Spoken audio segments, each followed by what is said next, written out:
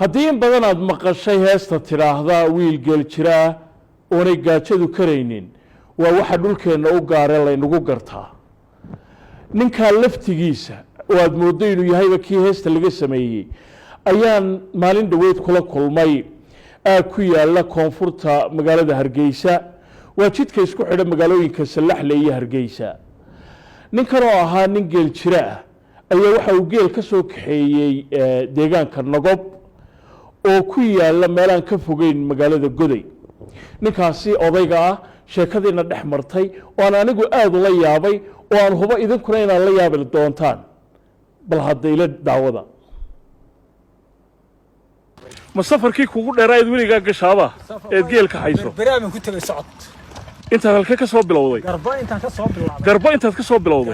soo bilowday baan ku tagay barbaraan ku tagay way oo intee kugu qaadatay deedna waxay u qaadatay 18 habeen bay ku qaadatay oo markaan ma geel baa waday geel baan waday way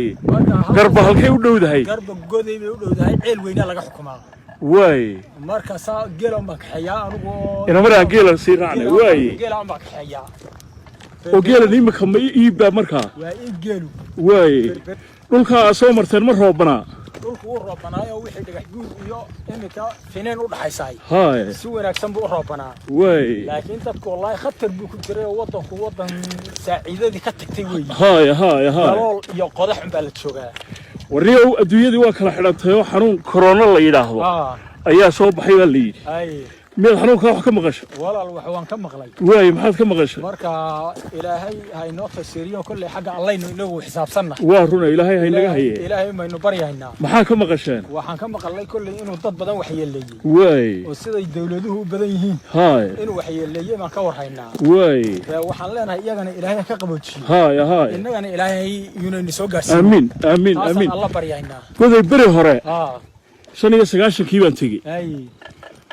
de laakiin gaadaan ku maray ilaa dhagax buur iyo qabri dahare iyo ilaa jigsiga deenda dir dhabaan uga sii gudbay waan gartay bariga col iyo abaar baa dhulka ka jiray waan gartay imika xaalku dhulka soo martay suu ahaa walaal wallahi dhulku waa nabadgeliyo waa habbi ilaahay baa lagu xamdi way aadan baan abaal lahayn oo xamdi lahayn haay ilaahay inta lagu xamdiyo Hargeysa dad ka lagu sid oo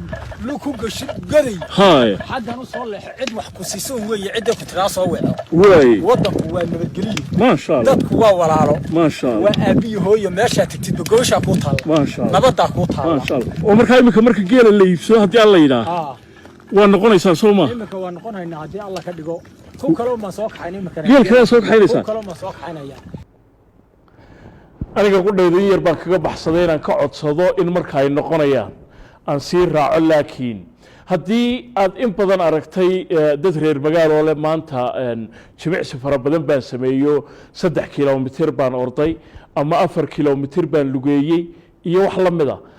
raggaas dunida ku nool bishii walba lugeynaya in ka badan 1 kiiloomitir